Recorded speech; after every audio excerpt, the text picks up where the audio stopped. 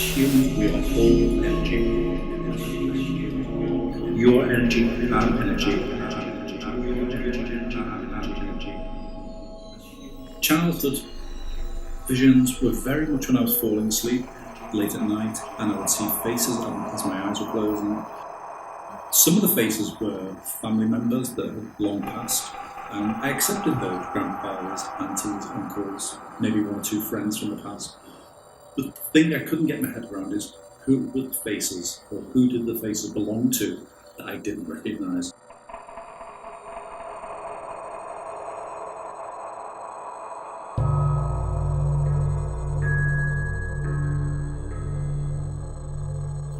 It's great having those visions, it's great having those images, but it's like having a letter with no address on it. You have to mail that letter to somebody somewhere, and it needs a name and address to go. Put it in the mailbox and send it.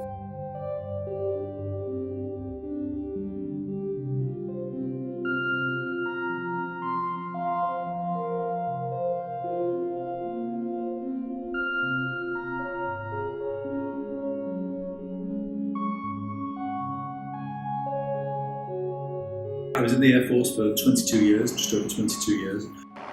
In 2006, 2007, I was over in Iraq and serving my country. I was on operational duty. And one particular day, I had some time off and I was reading a book. And in the sand, I saw something glistening.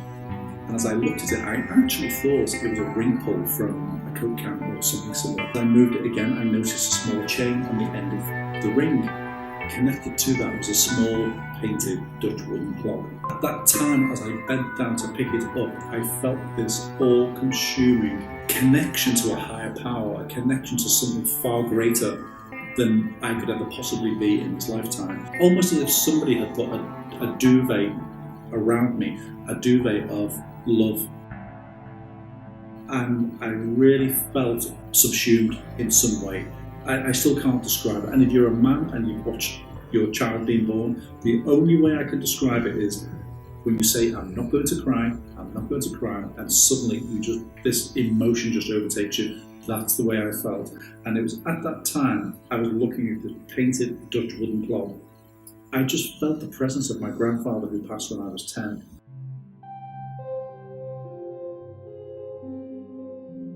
But I just knew it was him, and I knew that was the presence of spirit entering my life for a significant period of time.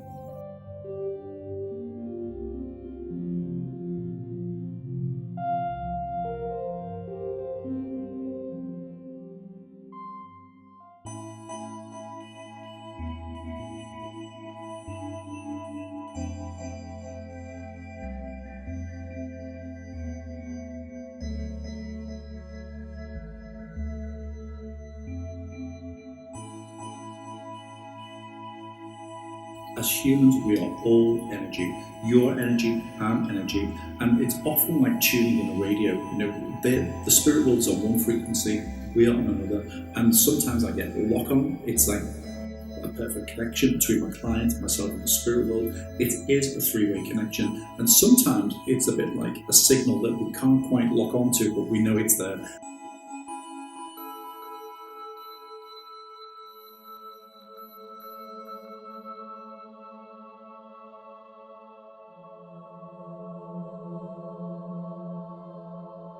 So it's great having that ability, that knowledge or that wherewithal to understand spirit, and you can connect with them and work with them, but you still have to do something with that evidence. Christine, can I work with you please, Christine? And was this an auntie of yours that used to take in all the pets? Yeah. Thank you, okay. And did the house pump with it? So. Thank you very much indeed. So I know we're in the right place, okay? There's a man just stood behind you, Robin, with his hand on your shoulder. Do you mind me asking, is your father in spirit? Yeah, I Thank you. And do you mind, and I said the minute I walked in here, I've had this constant dry cough and this constant I've got to say phlegm on my chest here. Do you mind me asking, did your dad have exactly. congestion? Yes, or he had lung cancer. Oh, don't tell me too much. Sorry. And guys, if you're watching, the guys have just got to say yes or no. I understand that. I don't mind you embellishing it or sort of saying, yeah, it was this. Yes, because the more I hear your voice, it works. But just for now, I want to prove it is your dad, okay? You mentioned the lung cancer, you told me, but this is where I needed to be. And I just felt, I've got to say here, your dad also had, oh, who was Frank as well? I hear Frank being called with you. No? Okay. Ladies, do you understand Frank at all in spirit? No? Okay. Sometimes they're just trying to get through. It could even be a friend of a friend. And they go, oh, tell them this, tell them that. My client might not be in the right place to acknowledge or accept that that person in the spirit world has come forward.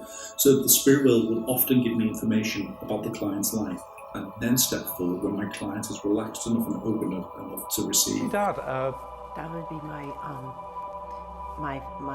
father-in-law. Frank was your Yeah, father-in-law. yeah. Thank you.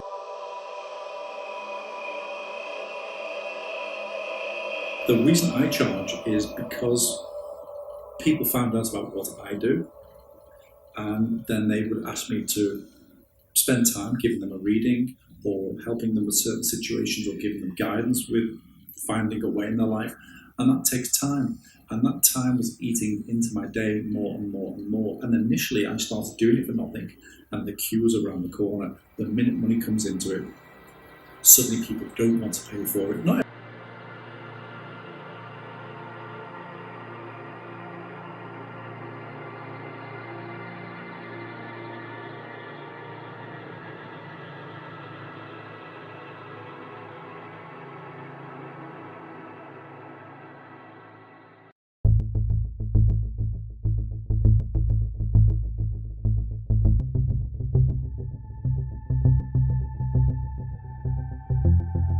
I know I'm quite open-minded, not 100% sure what to expect.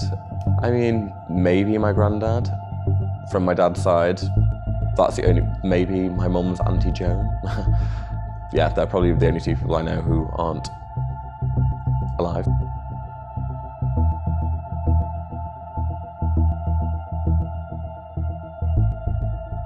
I'm just being joined by a lady here from the spirit world, and what I'm being made aware of, she feels like a grandmother to me. But can I ask, has your mother's mother passed?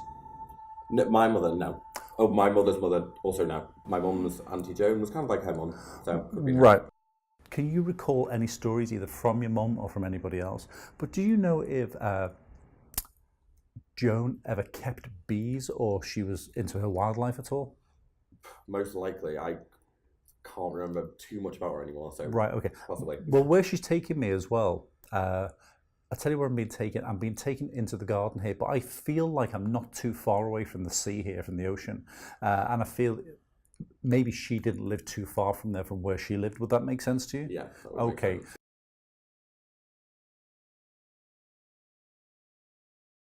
But he was a really lovely guy, and I think what he does is hopefully quite positive things for people.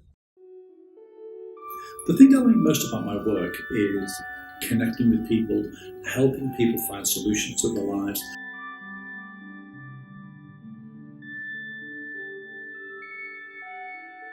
The thing I least like about my work is sometimes the untold pressure that you put under. Because some people arrive and they only want to hear one thing, and if they don't hear that one thing, then you haven't done your job.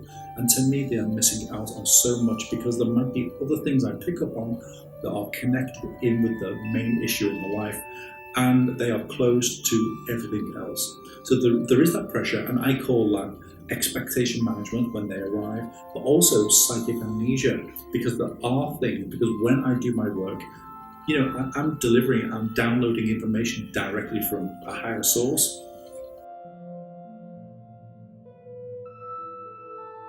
I'm not sure if I know another profession where you have to constantly prove your credentials every single day with everybody you see, and that could be 8 or 10 times a day.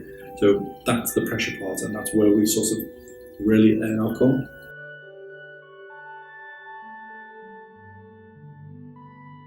Do I ever wish I never had this gift? I'd say no, I don't wish that I never had it. Therefore, I am glad I had it.